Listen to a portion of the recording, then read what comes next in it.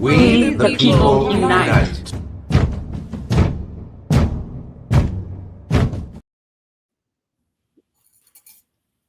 Hi, everybody. Good evening and welcome, everybody. You have only double A's tonight, but we have the awesome Momo with us tonight. So we're going to get Welcome, Monique. And glad to have you. Great, of course. Intellectual conversation. So sit back and relax and get your drink on because we're definitely going to have that conversation of things that people are not really talking about, like Black women dying, like spies that we have, and also what's really going on in Greenland. So to start us off, let's really talk about Greenland. I'm going to bring to the stage Mr. Malcolm Vance, and he will give us the insight on Greenland. I can't believe that within the 3 days that I've come to Greenland to look at the security situation. By the way, this is a country that is in a state of panic, in which a week ago they were told to start stockpiling food in preparation for an American invasion. But I get here, and what's the first things that happen? I find out that in my country, the president of the United States and his regime are using the secret police to execute American citizens. And that's the only way to put it. Now in Minnesota, we have 2 American citizens have been shot to death by an organization, a state secret police, a Gestapo, that is out of control. And I don't care how you see it, whether you think that you're a law and order person, it is not law and order that a man that is standing there, you pepper spray him and other women in the face. And when they bend over, you see that he has a Second Amendment right to carry a firearm. You remove it and then summarily execute him. That's what happened here. We all saw it. You don't have to believe me. Believe your lying eyes. There are 6 different videos from 6 different angles. ICE started that engagement, and they are out of control. The first thing this regime did was lie. They lied and called him a domestic terrorist. They lied and called Renee Good a domestic terrorist. I have been hunting terrorists my entire life. These are just normal people. But you know what? I'm sure in 1770, they thought that the colonists were domestic terrorists for demanding their rights and living within their rights. We are in a point where Donald Trump is trying to push America to a revolution. And he is willing to kill and have his officers of his Gestapo, because, by the way, that is what state secret police is in German. The acronym is Gestapo. Unmasked men who have the right to kill with impunity and are rewarded for killing. And the entire system rolls around them in a protective bubble, calls them heroes for murder, and then lies to our face. This is the most corrupt administration in American history. And we have to rise up. It is time for the American public to rise up. We need to get at least 20 million people into the street for the next protest to show that the American public, 65% of you, don't believe these liars. They cannot tell the truth about anything. If Donald Trump says good morning, run to the window and check. They don't care about your rights. The First Amendment, not at all. The right of freedom of speech and the right to redress, the right of freedom of religion. They don't believe that. They're trying to impose a religion on you. The cult of Trumpism, evangelical Trumpism. Apparently, the Second Amendment does not apply to people who do not support Donald Trump. I am a collector of firearms. I have dozens of firearms. I don't carry them around. I don't feel the need that I have to. But now I'm starting to wonder, what is the purpose of their parading weapons around and like Kyle Rittenhouse and executing people and they get rewarded? But when an average American has a concealed carry weapon legal, or a black man is a person with concealed carry, and they just summarily execute them. We have 2 Americas. I wrote about this in my book, The Plot to Destroy Democracy. America is becoming what I call a constitutional dictatorship. The Constitution will apply to those who are allies of the dictator, and the rest of you will be treated like domestic terrorists. I am sick of this. I am done with this. We are going to rise up. Now, I've got this problem behind me. I'm going to take a pause. We came in hot, but let's finish up. We came in hot tonight. Hey, I got my two roving reporters out there, Angry Army Vet, D, and also our sweet Jazzy. Hey, ladies, how's it going? So hi, Jazzy. Hi, Angry Vet.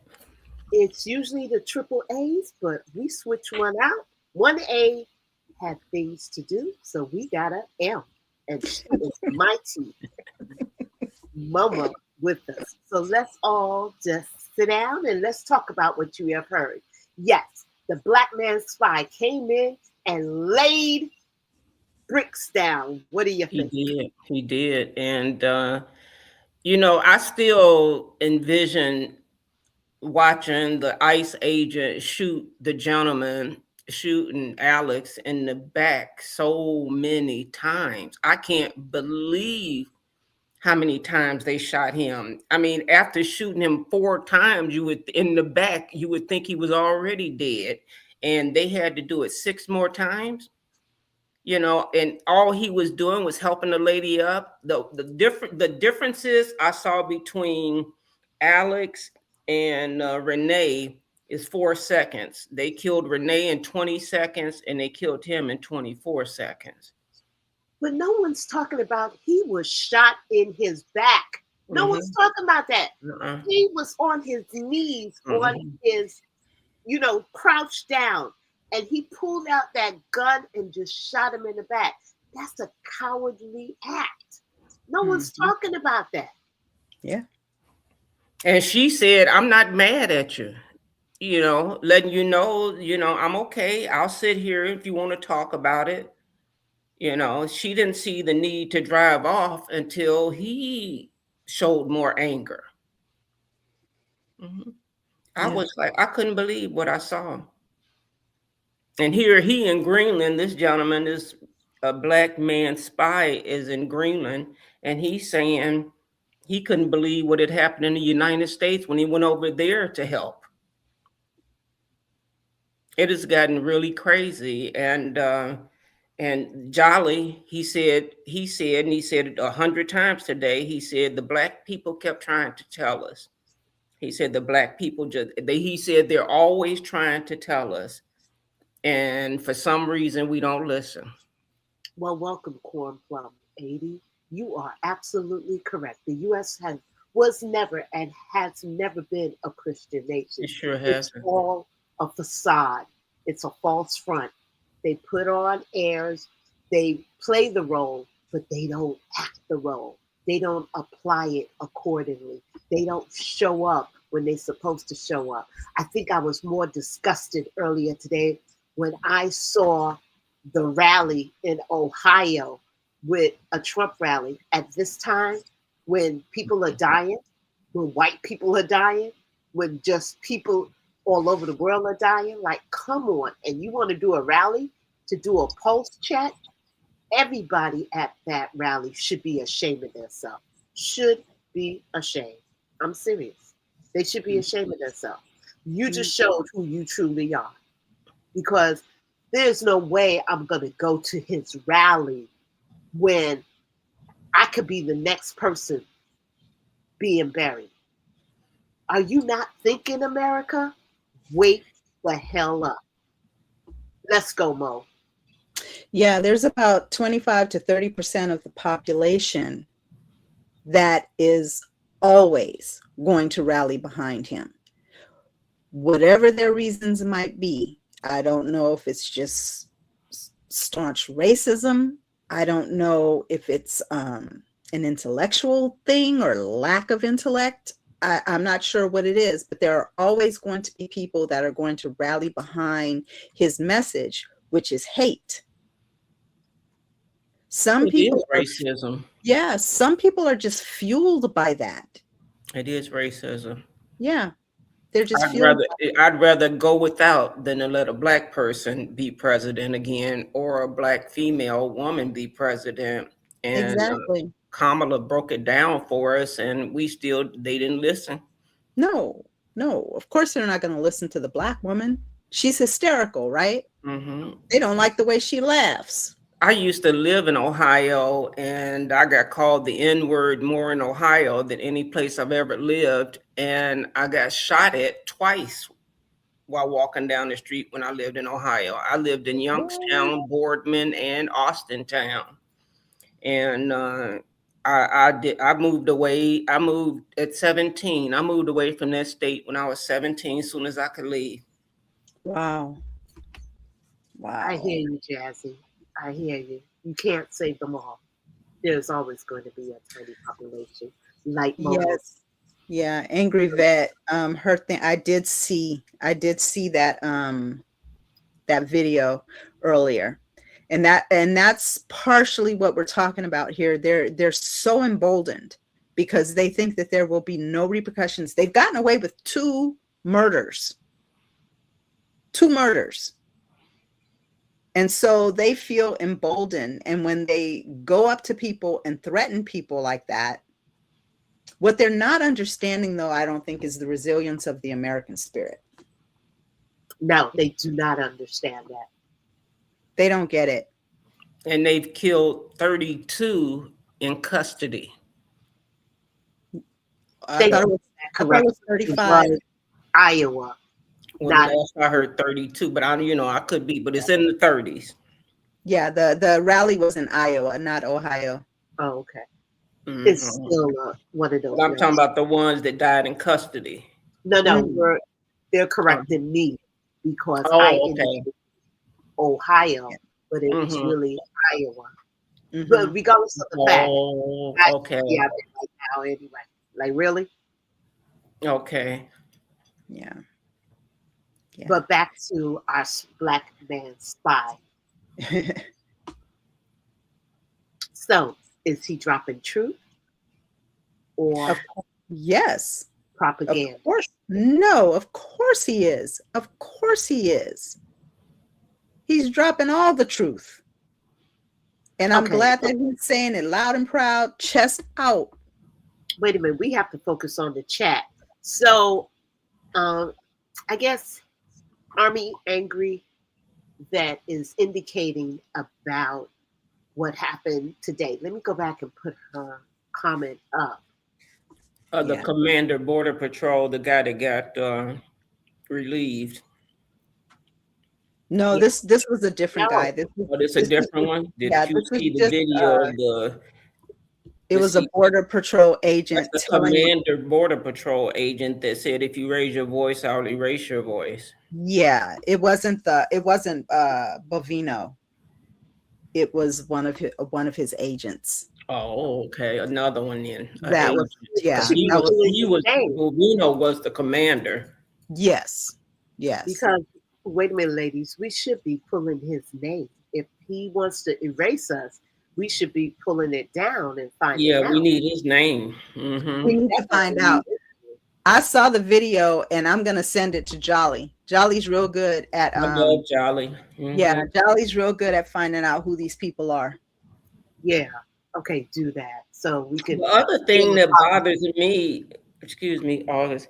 The other thing that bothers me is they want us, we're funding all of these people. That's the other part that bothers me is we're funding all of this.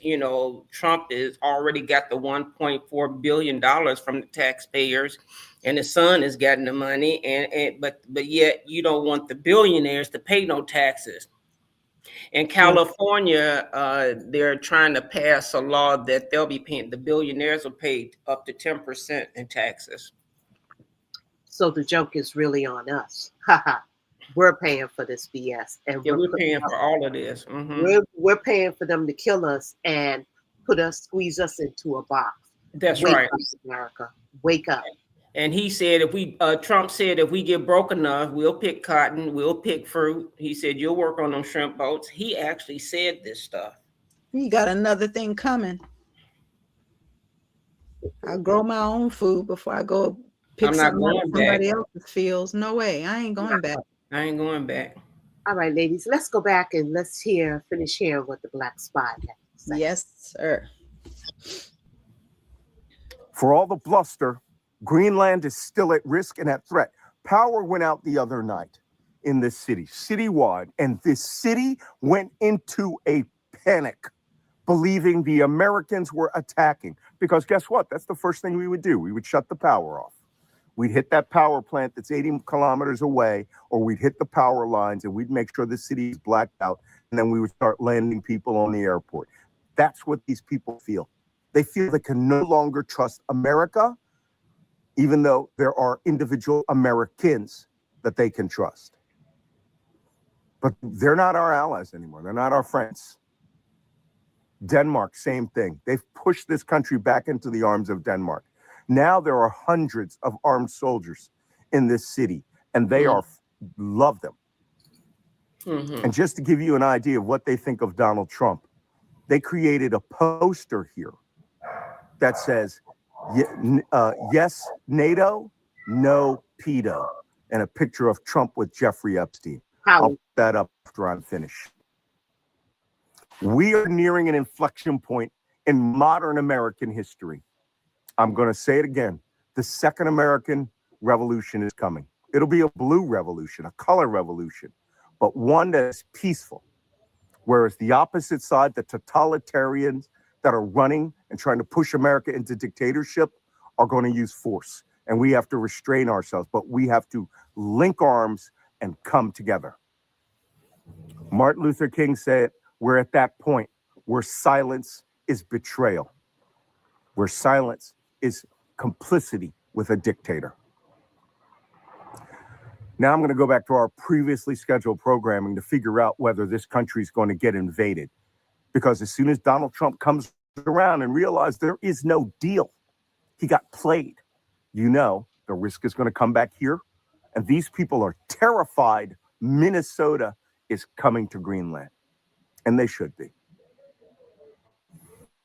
I will see you next week.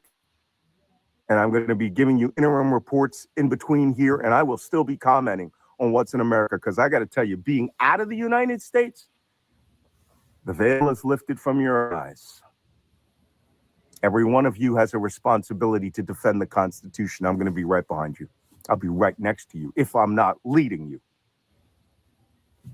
I will see you on the frosty beach. Stay warm. Mm-hmm. You heard it. You heard it. Comments. Wow. Yeah. So we're going to have to watch this space. Hopefully everybody took a nugget from that. Yeah. Got over. He's telling us out loud. He's there on the ground and he will be reporting, and we will definitely bring it to you when it comes. Well, you know, you saw when one of our other Keisha, you know, left the country and came back and was so sad. And when Momo left the country and came back, you were so sad. Mm-hmm. You know, I mean, this used to be a great place. Well, I don't know why I tell that lie. This ain't never been a great place for us. No, they have conditioned us to mm-hmm. believe that the United States is just the greatest place to be in the whole wide world. Mm-hmm. Now, I'm never going to poo-poo our democracy, right? Because there are a lot of nations out there that are not free, but neither are we right now. And there are so many different places. Like I said, I love my country and I will fight tooth and nail for my country. But I was so at peace when I went out of the country briefly a little while ago. And the people there who are supposedly in a nation that is underprivileged, the citizenry is so happy, living their lives, universal health care, free education, free secondary education. All their needs are taken care of. And the sense of community is there. You can't even differentiate there, like who has and who has not, because they're all just intermingling together, and they just seem to be a happy community. And we could do that. The promise of America is what I fight for. Not what we actually are, but the promise of what we could be. But we have to deal with that white supremacy. We have to deal with that's it. because he doesn't want any blacks or brown people here. He just wants it. What they just want it white, but it wasn't white to begin with. No, no. Mm-hmm. That's the joke. That's the joke. You know, that's the joke. They think, but they were robbers and thieves anyway. So come on, you never owned America. Can you imagine how bland that would be? Come on now. I said that the other day. All of those Mexican restaurants that they go into, eat their guacamole, and you know, the Vietnamese restaurants, anything Chinese, you know, wherever they can find. You get rid of all that spicy, and who wants to be here? This is true. But there was this young man that was creating a piece of white America somewhere, and I can't think of his name. If you know in the chat, please help me out. And they had this little piece of land, and they only wanted whites only. This happened in 2025, 2024, and right now that land is they gone. They dispersed because they realized, like, wake the hell up. Like, wake the hell up. And Jazzy, I'm calling it out. Yes, Japan, you being an army brat, you've been around the world and back again.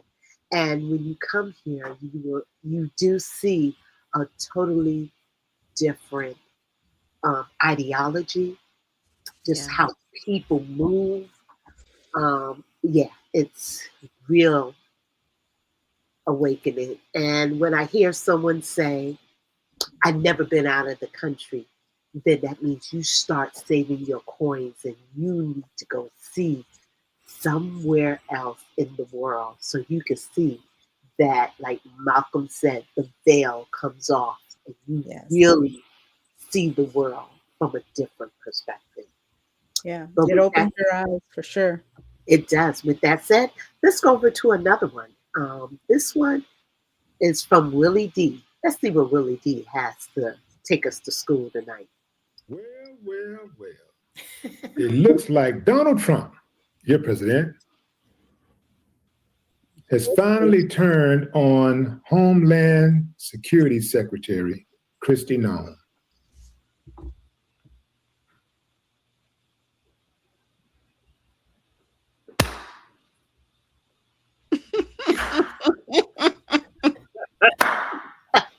I ain't got no problem with that. That's the headline, fam. Yeah. Ice Barbie on thin ice with Trump and Miller over Bovino miscalculation. President Donald Trump's senior leadership team is blaming Kristi Noem for their nightmare in Minneapolis after they say her incompetence as Homeland Security Secretary paved the way for Saturday's shooting for yet another U.S. citizen. At the heart of their frustrations is Border Patrol Commander Gregory Bovino, Noem's commander-at-large, whom she chose to serve as the public face of the president's immigration blitz. Bovino had repeatedly raised eyebrows with his aggressive tactics even before members of his green machine were filmed on Saturday, throwing 37-year-old VA nurse Alex Preddy to the ground and unloading bullets into him, horrifying the U.S. public. Polls suggest voters were already weary of seeing Bovino's masked and armed federal agents marauding around the country, violently detaining people, including children, and brutalizing demonstrators. The public blowback saw Trump send his border czar, Tom Homan, to the city on Monday to oversee on-the-ground immigration enforcement operations, in a move widely seen as a snub to Homeland Security Secretary Noem. It comes after well-placed DHS sources told the Daily Beast that both the president's chief of staff, Susie Wiles, and his immigration policy lead, Stephen Miller, have fully turned against Noem and her chief advisor and rumored lover, Corey Lewandowski. According to two senior officials, Miller is furious that Bovino and his hardcore turn and burn tactics were chosen to become the focal point of the nationwide blitz. No honor among thieves, fam. That's how it goes. No honor among thieves. The woman did a press conference and just lied to the world. Right there in everybody's face, just lied.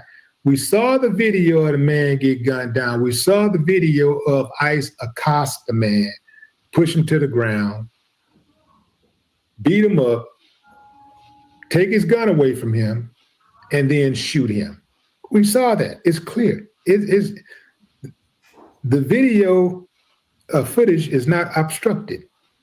It's not blurred. It's not grainy. We saw it in 4K. But she tells us, oh, he pursued the officers and he did this with his gun and he intended to apply maximum damage. Just straight up lying to the people, just lying straight to the people's face. How can you trust that type of administration? See, they're worried about how it looks as opposed to how it is, right? The administration is completely missing the point. It's not about how the brutality looks in the media that should be driving their decisions. They need to consider the mission in totality. They need to consider the mission in the first place. Setting an arbitrary quota for deportations guarantees abuses. Just like when you set quotas for law enforcement in the streets of America, in every city, every town. When they set those quotas, it automatically invites abuse. Setting those arbitrary quotas automatically invites abuse. They know, oh, look, I gotta get 20 tickets today, and I'm one more ticket short, and I gotta get out of here, and I gotta go home right now. I gotta get on up out of here, man. I want to stop by this little chick house before I return the car. So let me pull somebody over. Let me give me a quick ticket right quick. Choo! Let me see. Move. In fact, damn, I got 3 out of that one stop. You know, you're just looking for stuff. You see? Policing for profit. That's why people are always on the edge. And when you talk about policing for profit, you notice that they target areas where people are already struggling to make ends meet. They're going into the poorest neighborhoods and they're targeting people all day long, just writing tickets. It is the poor neighborhoods oftentimes in these cities, especially these metropolitan cities like the one I'm in, Houston, that drives revenue for city and state officials. It is that policing for profit. Those tickets and those court fees, that commissary, those phone calls, that internet usage, all of that is all money. You know, paying the lawyers. Look, fam, it's one big old hustle, you ask me. I think the abusers are, as they say, a feature not a bug. Well, let's take a pause and let's go back over to the panel and see what we're saying out here. Panel? I agree wholeheartedly. And when he put that policing for profit, that's where they have a lot of these people detained. They know that they don't have a justified reason for locking them up. And now I'm talking about the people that are not subject to deportation. US citizens, people that they don't quite know about yet. They're using those people, they're putting them through this private prison systems, leaving them in there just long enough for somebody to make some money off of them and then letting them go. It's all a grift. It's all a grift. And it's at our expense. And people need to wake up and understand that. It doesn't matter the color of your skin. This is about class. This is about who has and who has not. They look for people driving older cars too. Yeah. You know, and if your windows are, you know, the newer cars where your windows are tinted, they don't stop them. I noticed that they stop all the older cars. Just like Trump went all the way to Venezuela, because I always thought, I don't know why I thought this, you know, because they always said that the United States was the richest country in the world. And I said, then why does Greenland, I mean, not Greenland, why does Venezuela have 271 millions of gallons of oil? And you went and got his president. You notice nobody even talking about him no more. Well, and you notice how all of a sudden there aren't any drug boats being blown up, right? All of a sudden they stop, you know, they stopped transporting drugs all of a sudden. No, everything stopped, came to a halt once we got that oil. Once we got that oil. Once we went in there and kidnapped Maduro. And what's there right now? Maduro's regime is still there. The same people. You took the man, but his ideology is still in power. And he still got that Nobel Peace Prize. Oh my gosh. That's crazy. I thought that was crazy. I mean, you really bent down and kissed the ring. That woman sold her dignity and her Nobel Peace Prize for a bag of Trump merch. Let's finish up this video because I really want to get to the death in Texas. See, they trying to make it seem like, oh, this is something that don't happen often. No, fam, I think this is a feature of this ICE organization. That's a feature. Abuse is a feature. It ain't a bug. I expect that they were hoping either their agents would be slightly more subtle about it or that protesters would reach a breaking point. No. Well, the protesters have not reached a breaking point. They're still protesting. Maybe they wanted them to react violently so that they could justify the crackdown. And that, I do think, is a plausible narrative. They wanted them to act wild and be chaotic so that they could justify their need to be there. But they didn't plan on killing two innocent people.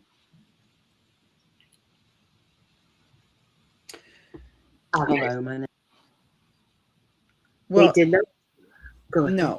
No, they didn't plan on killing two innocent people. But here's where I think that they overstepped and made their mistake. Renee Good, you know, they immediately got Fox News calling her a lesbian, right? So they othered her right away. They're finding it really, really difficult to other this man.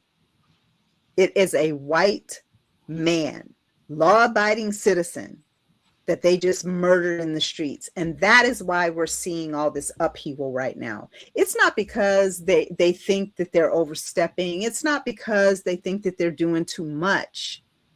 It's because all of a sudden now it looks really bad for them, because now they've killed a white man.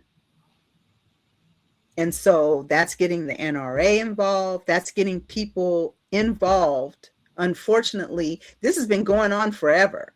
It's like, welcome to the party, now that it's happening to you.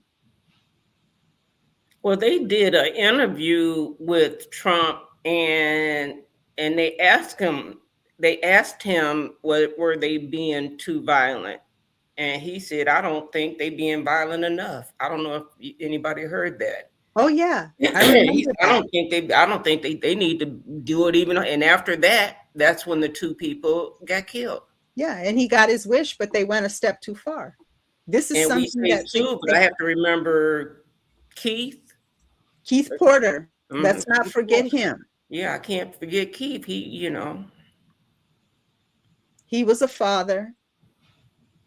He was a man who legally had his gun and shot it in the air, which was idiotic. I don't understand why people shoot guns in the air on New Year's Eve, but a lot of people do it. But that's why he was killed, for no other reason than some off-duty ICE agent thought that he was entitled to confront this man and do something to this man. And they've been emboldened by the administration. I don't care how they can put out as many videos as they want to. They can throw as many people under the bus as they want to. This comes from the top. Mm-hmm. But they still, with Alex, and he was the one that was blowing the whistle. They don't like that whistle. I know we should be able to protest any way we want to. That. I thought it was the person that was camera had the whistle. I thought Alex was just trying to save the young lady. I thought I saw Alex with a whistle as well. Initially, he was blowing the whistle. That's what I but thought. Then when he saw the young woman get pushed down, Mm-hmm. he put the whistle away. He kept his phone out so that he could continue to record, but he went to try to render aid to her. So these little details, but they don't like that. They don't like that whistle. Well, they don't like us at all anyway. I don't know. It don't matter if we got a whistle. But I said I'm gonna get a baseball bat. Well, the whistle serves a purpose. The whistle, the intention behind the whistle, yes, exactly, Andrea. It's a warning. Mm-hmm. It's to let your neighbors know that there's something going on so that people can come out and start recording. That's why they have all these incidents, so many different angles, because people hear that whistle and they come running. Mm-hmm. And I have to applaud the citizens of Minnesota. And we should follow their example. Wherever they try to bring these people, that's exactly what we should be doing. We should be coming together as a community, warning each other, helping each other out. It's the same as when they were hiding Jews in attics and things like that. The abolitionists were letting us hide there. Yes. And the one thing was that I lost my train of thought, so you go ahead. Well, I just want to bring up what Jazzy was saying. He was directing traffic initially to have them attack the two women. So as it gets pieced together, like everybody is seeing different videos, so you get a little bit more understanding. But none of us jump to conclusion and say otherwise. But it's so funny how the right just automatically have them guilty. They're insurrectionists. They're this, they're that. Mm-hmm. Not the true saying. Yes. I finally remember. I watched Rachel Maddow last night, and she showed Sunday where they had protests all over the country. Mm-hmm. And it was so many people out. It was more people out than when we did the last King's Day parade. I was so proud of us. And again, we only need 10% of the population to come out. Actually, we need 30 million people to come out and protest against these goons. It's more of us than them. Yeah. That is true. Well, with Mm. that said, time now is 8:10 on the East Coast, and we want to get to the next story. So, Andrea, you want to set it up? Okay.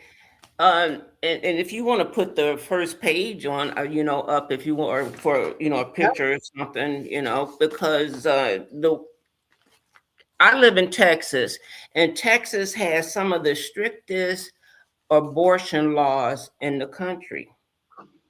But what they don't tell you is, I'm sorry, I turned my phone off and they still call, uh, that in Harris County, there are more mothers that are dying from giving birth, or it's the children that are passing from the birth. And just to read a little bit, I won't try to bore you with all of the information.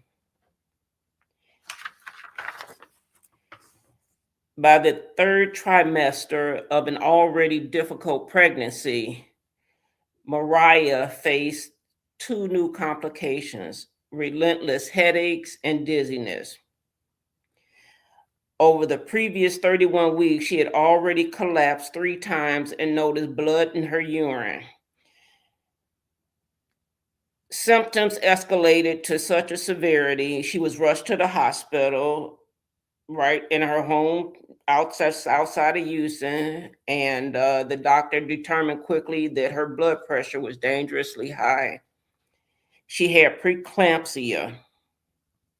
The doctor offered her two choices: deliver immediately on site, or going to another hospital where they would separate the newborn from the mother. Long story short, 4 days later, she delivered a stillborn. For Black women in Harris County, Texas, which encompasses most of Houston, the experience is heartbreaking and is familiar.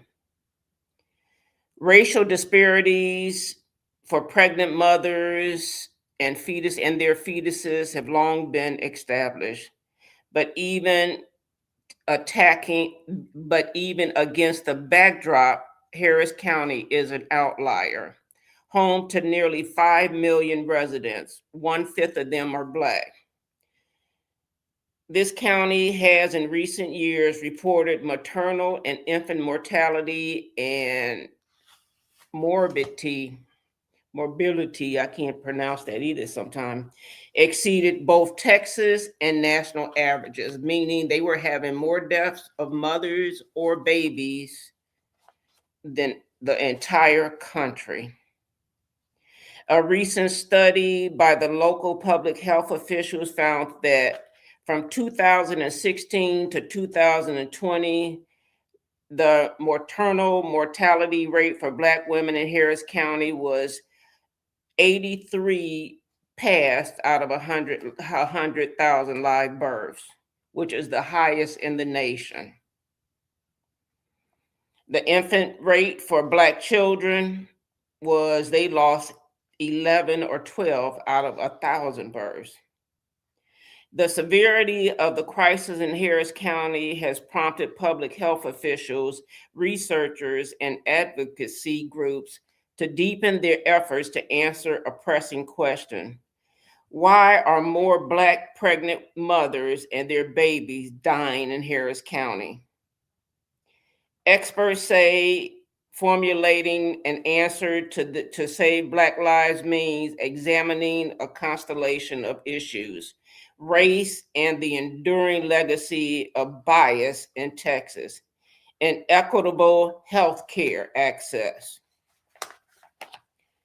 Because I don't know about you, when I go to the doctor sometime here, whether it's having a baby or just being seen for something else, the doctors don't always care. As of 2024, Black women are 3 times more likely to die a pregnancy-related death than white women, and more than 80% of the deaths are preventable, according to the Centers of Disease Control and Prevention. To eradicate the crisis, she said, providers and their medical systems must confront the root cause. And they said racism.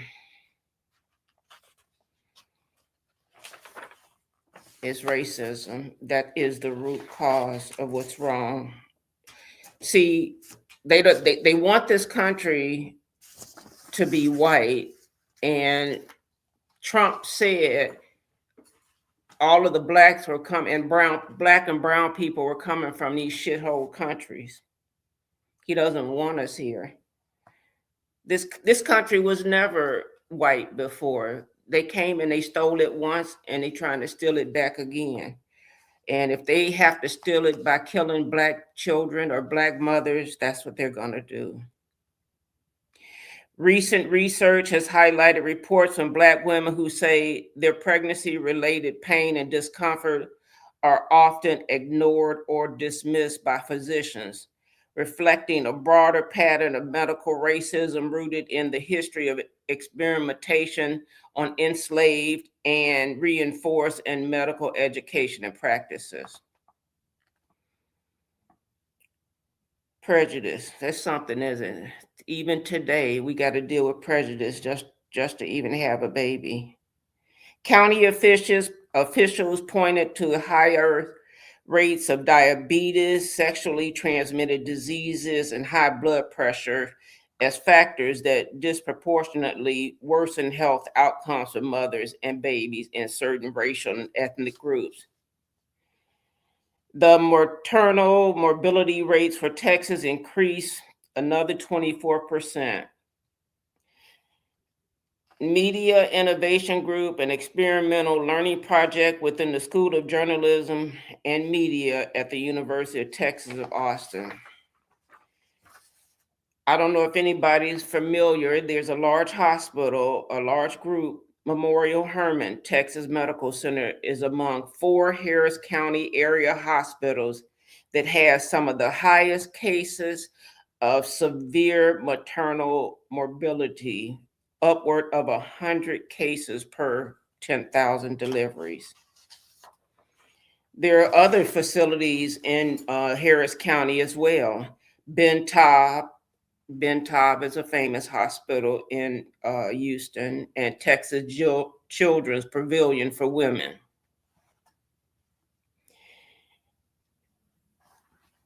They recommend delivery for no later than, well, it needs to be later than 34 weeks. But a lot of women suffer from severe preeclampsia, and preeclampsia is their blood pressure is so high. I don't know when they're going to stop caring. I wanted to talk about it. I had 2 children, and I've lost 2 already that are no longer here. And I had a Black doctor that didn't care. And I didn't realize, because I was too young at the time to realize that I could have sued. But money doesn't replace people. It doesn't replace people. Yeah, we keep losing people. We keep losing children. We got to hold these doctors, these nurses. It was even on a show called Sisters. I don't know, or Sisters. I don't know if anybody watches Sisters. And one of her babies didn't make it, but that's because the doctor didn't care. Mm-hmm. We've got to pay attention. I don't know if we need to have midwives again, to help deliver our babies and not go to regular doctors. Make sure you get checked early though, and if you have high blood pressure, make sure you take your medicine. Even if you're not pregnant, you need to make sure you take your high blood pressure medicine. So many people die from strokes. Mm-hmm. And if you are diabetic, if you have, diabetes, whether it's 1 or 2, make sure you eat right. Yeah, black women especially have to advocate for themselves. So you really need to educate yourself and know your body. I was sharing backstage with you guys my story. My second son was being born, and they were ignoring me when I told them that something did not feel right. I'd had a child previously, and I told them, this feels different. It's wrong. Something is not right. They ignored me. They ignored me until my mother ran out into the hallway and yelled and screamed about burning the place down if somebody didn't listen to her daughter. And sure enough, my son's heartbeat just went away, slowed down. I knew something was not right. And I wound up having to have an emergency C-section. But you have to advocate because of all the systemic racism that's built into the system. Like you were talking about when they used to experiment on enslaved women, they wouldn't even give them anesthesia because there was this misconception that Black women didn't feel pain in the same way. Or Black men didn't feel the pain in the same way that white people felt it. And it has gone on to this day. They call you, you're being dramatic. It can't be that bad. So you really have to learn how to advocate for yourself. One thing I learned too is don't go to the hospital by yourself. Yes. I don't care what's wrong with you. Don't go by yourself. Yeah. They told me I needed a hysterectomy at 26. So that's the thing. The hysterectomy. Because then what? You can't bring any more of them little Black babies into the world, right? If you have a hysterectomy. Hysterectomy is often the last resort, but it's the first thing out of somebody's mouth.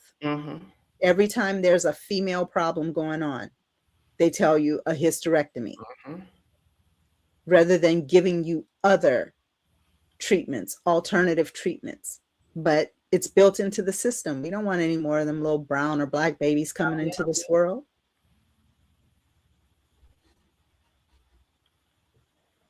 Back to you, August. No, ladies, very deep. I wanted to make sure you guys were able to.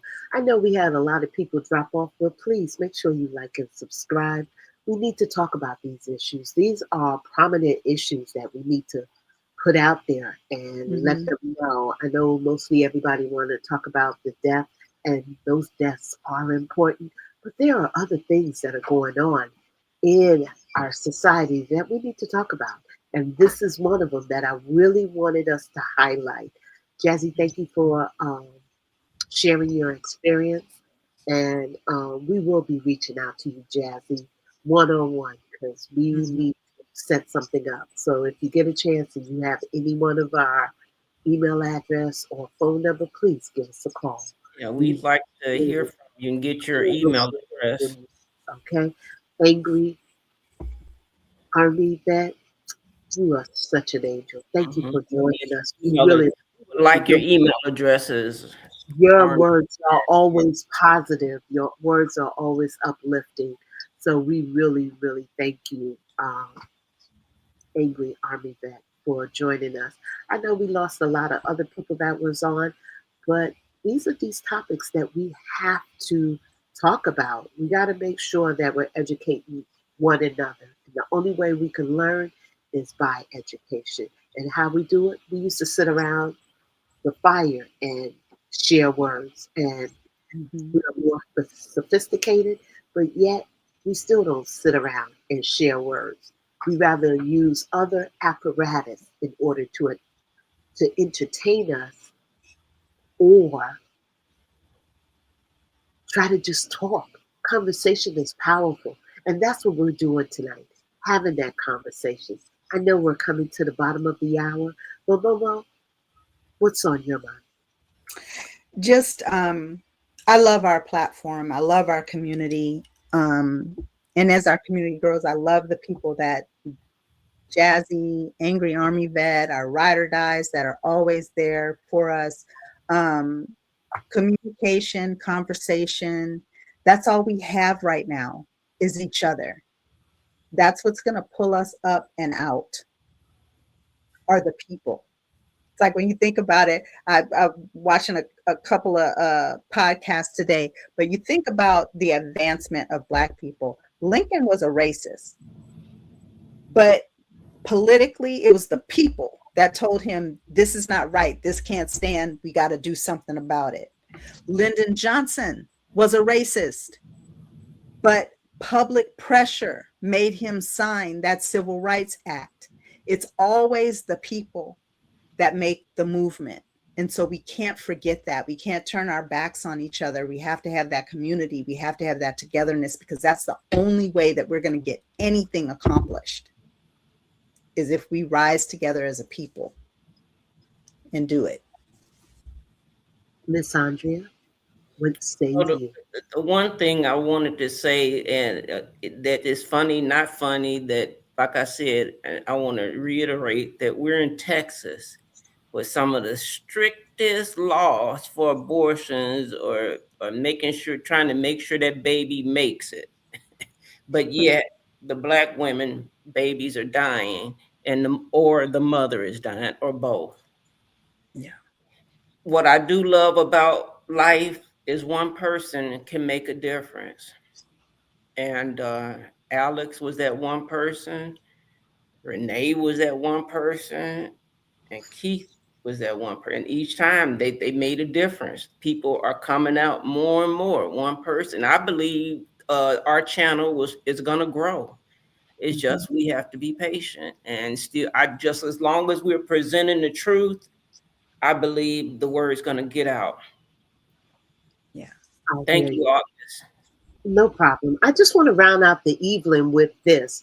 We talked about health. We talked about what's going on economically. Well, let's talk about housing. And I want to leave you with this, because this rep went scorched earth and really put him to task. Let's listen. I do too. He is He's as taking bold clueless. steps. He is as clueless about what is happening with the American people I wouldn't as say he that is he's cruel. clueless. He's not He is as clueless as he. Let me move on. He's Reclaiming my time. well-informed. Reclaiming my time. There is an affordability crisis. We're living it every day. The median age for first-time home buyers is 40 years old. We're pricing out young people. And I believe your department is completely unaware of the fact that people in their twilight years who have given so much to this country, we have a gray wave of homelessness that your agency is ignoring of our elders. You talked about your football career and how you would often watch the film of your games to see what you're actually doing well. I have seen this film, and you are failing. I feel bad for you. The Republicans put you in this role. I'm not sure which film you're Excuse me, watching. you're interrupting. Sorry. I'm watching the film in real time. What's happening as you gut HUD and undermine and fail to meet We its haven't mission. gutted HUD. I didn't ask you a question. I'm offering a statement of fact. In my opinion, you've been put in a position with no qualifications, no experience, and no training, and they are using you. They are using you as the poster child of their anti-DEI crusade, and you are letting them, and it is shameful, and it is painful for me to watch. The Department of Housing and Urban Development is too important to be mismanaged under your leadership or lack thereof. Yeah, high five moment. There you have it, scorched earth.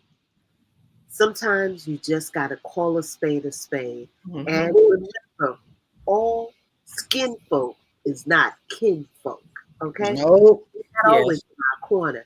And that's the sad part, because I was taught no matter who you are, we're supposed to look out for one another. But the mighty dollar has taken on a whole new meaning to so many people.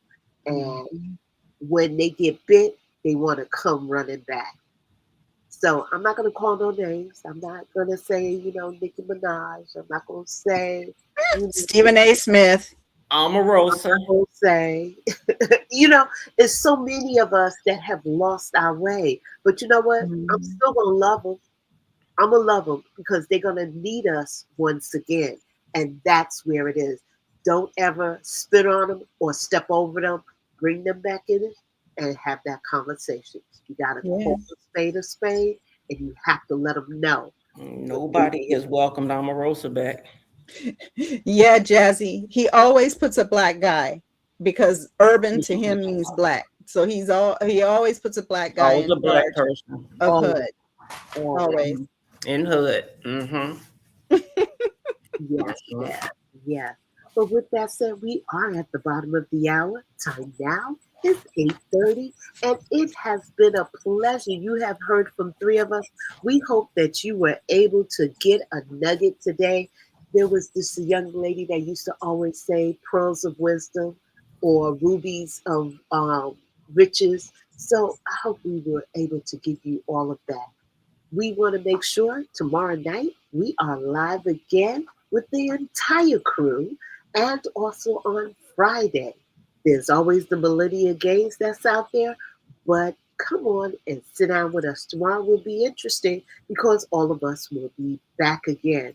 We want to make sure to let you know time is money, money is time, and we hope that you are still able to make money, especially out here in these streets. It has been a drought. So look out for your neighbors. Make sure you're feeding people. And we say thank you from the bottom of our hearts. Have a good evening, and we'll speak with you soon. Good night. Good night. We the people unite. Yes, ma'am. We the people unite.